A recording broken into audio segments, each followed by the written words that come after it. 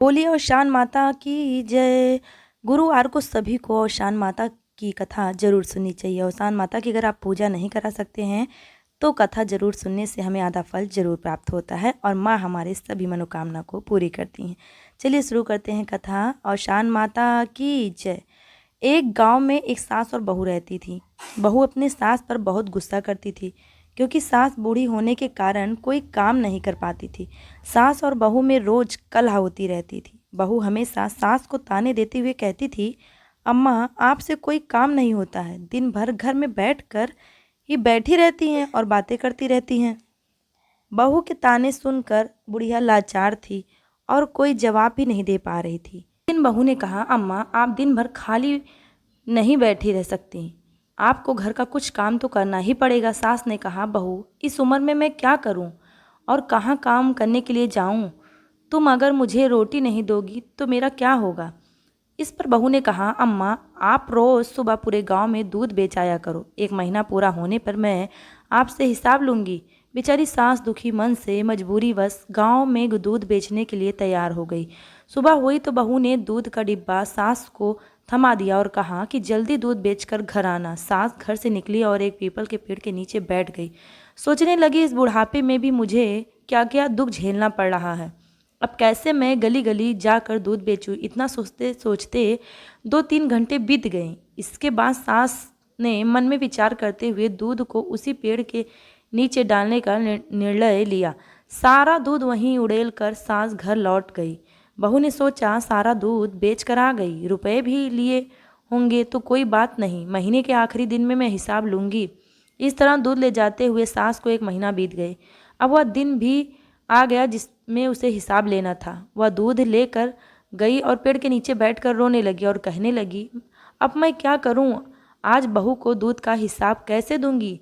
दूध तो मैंने बेचा ही नहीं है, रुपया कहाँ से लेके आऊं? वहाँ से गुजर रही और शान मैया ने बुढ़िया के रोने की आवाज़ सुनी। मैया बुढ़िया के पास पहुंची और रोने का कारण पूछी।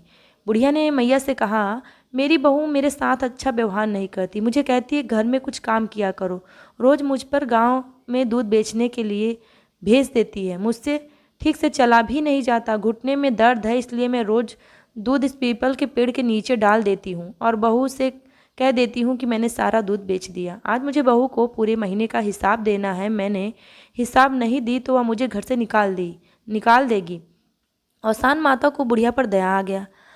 माता ने बुढ़िया से कहा कि आज पीपल के जितने भी सूखे पत्ते हैं तुम उन्हें आंचल में भर लो, घर जाकर इन पत्तों को अपनी बहू के आंचल में डाल देना। इस प्रकार बुढ़िया ने आंचल से औशान माता से पूछा, अरे क्या इससे मेरा दुख दूर हो जाएगा? माता ने कहा, हाँ जरूर हो जाएगा।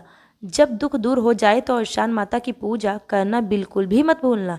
बुढ़िया ने औशान मैया की बातें सुनकर आंचल में पीपल के पत्ते समेटकर अपने घर लौट आई।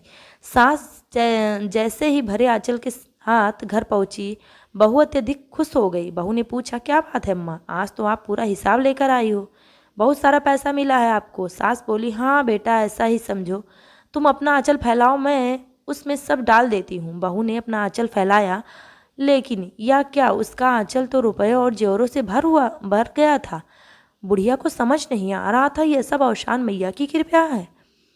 बहू सास से जोर देकर पूछने लगी कि उसे इतना धन कहाँ से मिला। सास सीधी सरल महिला थी, उसने बहू को सारी कहानी सुना दी। लालची बहू ने सास से कहा कि मैं वैसी ही करूँगी जैसे तुमने किया है, हो सकता है औशान मैया मुझे भी इस तरह बहुत सारा धन दे। बहू भी अब रोज़ दूध लेकर जाती और पीपल के पेड़ के नीचे चढ़ाकर आ जाती थी।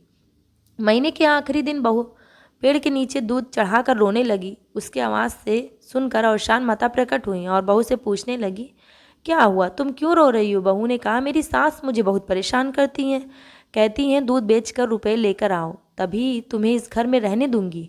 मैं तो रोज़ दूध चढ़ा देती हूँ, आज मुझे सास को महीने का हिसाब देना है, इतने रुपए मैं कहाँ से लाऊं? औशान मैया ने बहू से कहा कि वह पीपल के सूखे पत्ते अपने आंचल में बटोर कर ले जाके आंगन में डाल दे। बहू ने खुशी खुशी ढेर सारे पत्ते उठा लिए और अपने आंचल में रख लिए। लेकिन यह क्या, जैसे ही बहू ने सूखे पत्ते आंगन में डाले वे सब सांप बिच्छू में बदल गए और उसे काटने के लिए दौड़ने लगे। घबरा कर वह औशान माता के पास गई और मैया ने कहा, तू अपनी बूढ़ी सास के साथ बहुत गलत व्यवहार किया। उसे तूने 2 रोटी के लिए तरसा दिया है, इसलिए तेरे साथ यह घटना हुई है। बहू औशान माता के चरणों में गिरकर माफ़ी मांगने लगी। माँ को भी दया आ गई और उन्होंने बहू को क्षमा किया। माता ने बहू से कहा कि अपनी सास को माँ समान मानकर उनकी खूब सेवा। अब घर में औशान माता की कृपा से किसी चीज़ की कमी नहीं रही और बहू भी अपने सास को बहुत मानने लगी और वह गुरुवार के दिन औशान माता का पूजा कराती और कथा सुनती। इस तरीके से उसके औशान माता ने सारे दुखों को हर लिया। बोलिए औशान मैया की जय। सभी लोग औशान माता की कथा गुरुवार को जरूर सुने। अगर आप दुर्दुरिया नहीं चबवा सकते हैं तो भी हमें औशान माता का आधा फल अवश्य मिलता है। जितना हो सके इस कथा को शेयर कीजिए जिससे सभी लोग सुन सके, इसका पुण्य हमें और आपको मिल सके। बोलिए औशान माता की जय।